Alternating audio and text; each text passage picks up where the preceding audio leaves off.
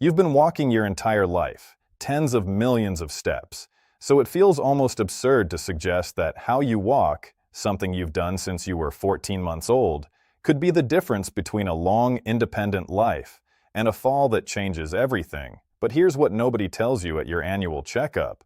After 70, walking stops being just exercise. It becomes a stress test your body takes every single day, and most people are failing it without ever knowing. I'm Dr. Thorne, and on today's episode, we're going to talk about one simple, almost invisible change to your walking pattern, something you can start today for free with no equipment that dramatically lowers your risk of the single most dangerous event facing anyone over 70, the fall. This isn't about walking more. It's about walking smarter. And by the end of this episode, you'll know exactly what to change and why your doctor probably never mentioned it. Let's get into it. Let me tell you about something I see every single week in my practice, and it breaks my heart every time because it's so preventable. Picture an ordinary walk, nothing dramatic. Someone in their mid-70s, walking to get the mail, walking through a grocery store, walking from the couch to the kitchen. On the surface, it looks completely normal. But if I slow that walk down, if I actually watch, frame by frame, the way the foot meets the ground, I see something almost every time. The heel is slamming down first, hard, out in front of the body, with the leg locked almost straight. It's subtle. It's fast. Most people have no idea they're even doing it. But that one moment, repeated thousands of times a day, is quietly setting the stage for a fall. Here's what's actually happening biomechanically. When you were younger, your body absorbed that heel strike efficiently. Your ankles were flexible. Your quads and glutes were strong enough to control the impact. Your nervous system reacted in milliseconds to correct for any wobble. But somewhere in your 60s and 70s, several things change quietly, without warning, without pain, without any obvious signal. Your ankle mobility decreases. Your proprioception, your body's sense of where it is in space, gets duller. Your muscles, especially in the hips and lower legs, lose some of their reactive strength. And so that same heel strike pattern that used to be smooth and controlled becomes a jarring, unstable moment where your body is essentially catching itself after the fact instead of moving with control. I call this the heel strike trap because it's a trap in the truest sense. It feels normal, it looks normal, and yet it's mechanically working against you. Every time that heel slams down out in front of your center of gravity, with the leg extended, you create what's called a braking force. Your body has to absorb a jolt of impact traveling straight up through the heel, the ankle, the knee, and into the hip, all while your center of mass is still catching up, still playing catch-up to where your foot already is. That's a moment of vulnerability. That's the split second where a slight uneven patch of sidewalk, a rug edge, a wet tile, or even just a gust of wind can turn a normal step into a fall. And here's the part that really gets me. This isn't a rare pattern. This is the pattern I see in the vast majority of older adults who come through my door, especially those who haven't done specific balance or gait work. It's not because they're frail. It's not because they're doing anything wrong on purpose. It's simply because nobody ever taught them that the way you walked at 40 is not the way your body is built to walk at 70. The mechanics that used to be safe and efficient become quietly a liability. And because there's no pain associated with it, because there's no obvious symptom, it goes completely undetected until the day it doesn't. I've had patients tell me, after a fall, I don't even know what happened. My foot just went out from under me. And when I ask them to walk for me, right there in the exam room, I can usually see it within the first 10 steps. That heavy front-loaded heel strike, that locked knee, that subtle forward lean that puts their center of gravity just slightly ahead of their base of support. It's not dramatic. It's not something a family member watching from across the room would necessarily notice. But it is, biomechanically, exactly the pattern that precedes a fall. The good news, and this is the part I want you to really hold on to, is that this pattern is not permanent. It's not a life sentence. It's not something you're stuck with simply because you've done it a certain way for 50 or 60 years. This is a learned movement pattern, which means it can be relearned. And that relearning starts with understanding exactly what's going wrong, so that when we get to the actual fix, you'll understand not just what to do, but why it works. So let's talk about the fix. And I want to be honest with you up front. When I first explain this to patients, they're almost always disappointed by how simple it sounds.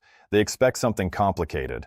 They expect a device, a special shoe, a whole rehabilitation program. And what I tell them instead is this.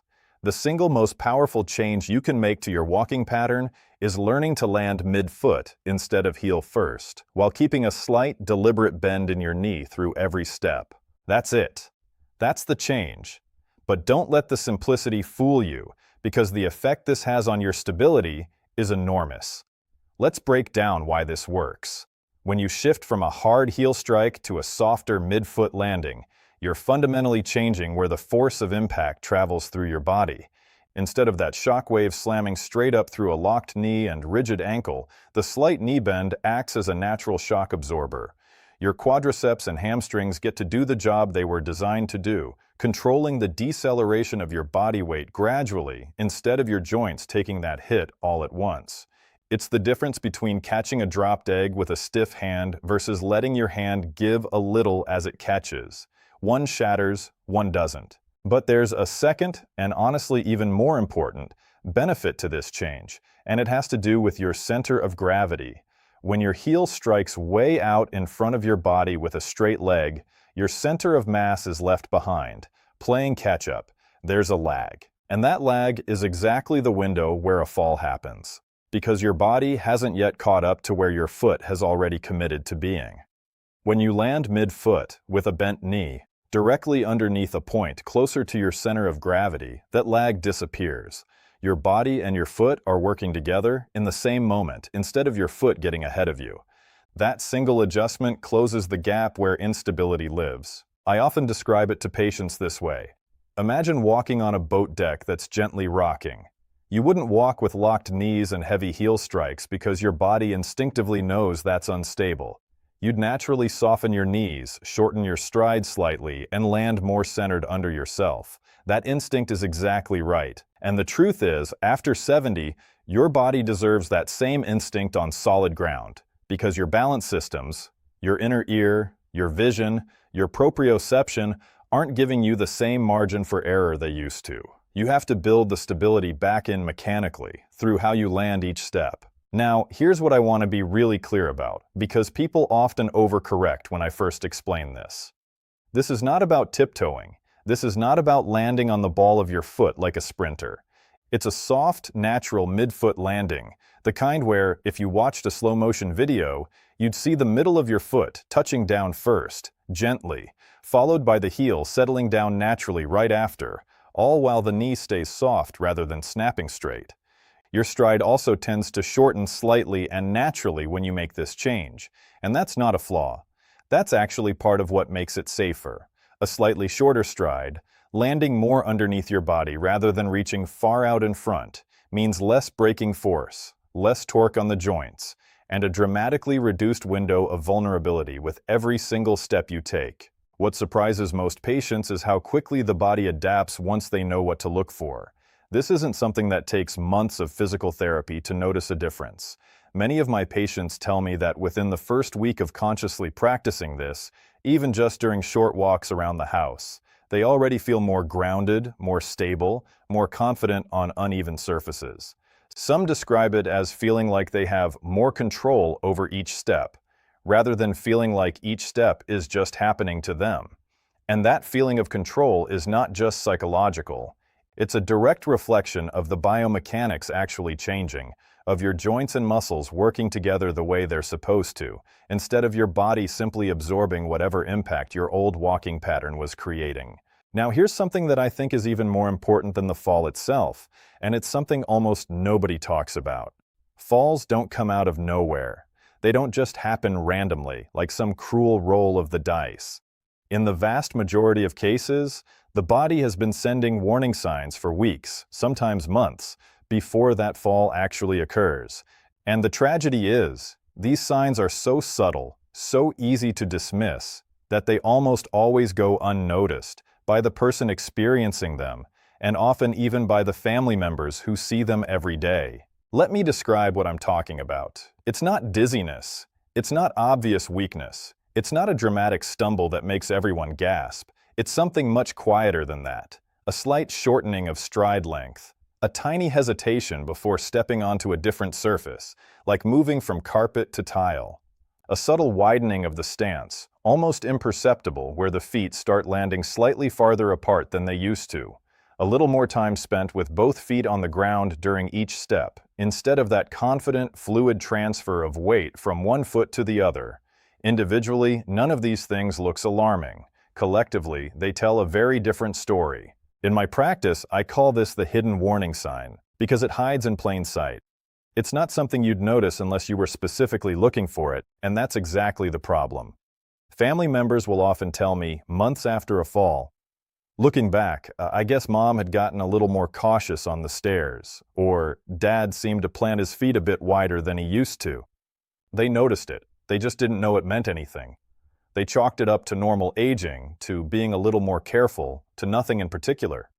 But that caution, that hesitation, that widened stance, that's the nervous system quietly telling the body, "I don't trust this anymore." And when your nervous system stops trusting your own balance, it starts compensating in ways that actually increase your fall risk rather than decrease it. Here's why that happens. A wider stance, for example, feels intuitively safer, more surface area, more of a base, right? But a wider stance also means less efficient side-to-side weight transfer, and it often comes paired with reduced hip mobility, which together create a stiffer, less adaptable gait. Stiffness is not stability. Adaptability is stability. And a shortened stride, similarly, feels safer because it seems more controlled, but it actually often signals reduced confidence in single-leg balance, meaning the person is spending less time trusting one leg to hold their full body weight, which is exactly the skill that keeps you upright when you hit an unexpected obstacle. What makes this warning sign so dangerous is the timeline. This isn't a change that happens overnight, the way a fall does. It develops gradually, degree by degree, week by week, so slowly that the person experiencing it adapts right alongside it. They don't notice their world getting smaller because it shrinks 1 inch at a time. They avoid uneven sidewalks without consciously deciding to. They start holding onto furniture while crossing a room without registering that they didn't used to need to. They take the stairs a little slower, a little more carefully, and they tell themselves it's just prudence, just wisdom that comes with age. And in some ways maybe it is, but it's also data. It's also a signal. And that signal, if caught early, is one of the most useful pieces of information we have for preventing a fall before it ever happens. This is why I always tell adult children, when they ask me what to watch for in an aging parent, that they shouldn't just be watching for falls. By the time a fall happens, you've missed the window where prevention was easiest. Instead, watch the walk itself. Watch for that widening stance. Watch for that shortened stride. Watch for that split-second hesitation at a doorway threshold or a curb. These are not signs of just getting older. These are specific, measurable, physical signals that the body's balance system is under strain. And they are, in my experience, the single most reliable predictor we have that something needs to change, often long before any doctor's visit, any fall, or any injury ever forces the conversation. So now that you understand the trap, and you understand the fix, and you understand the warning signs to watch for, let's talk about how to actually build this into your body so it becomes automatic. Because knowing something intellectually and having your nervous system actually execute it under real-world conditions are two very different things. This is where most well-intentioned advice falls apart.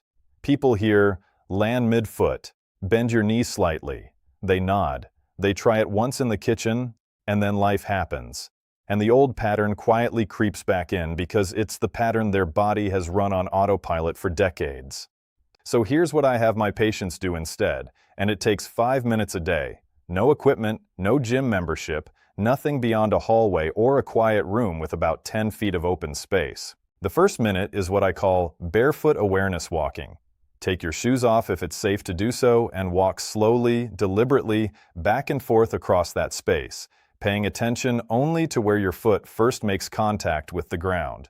Not how you look, not how fast you're going, just that single point of contact. Most people, when they first do this, are shocked to feel their own heel slamming down.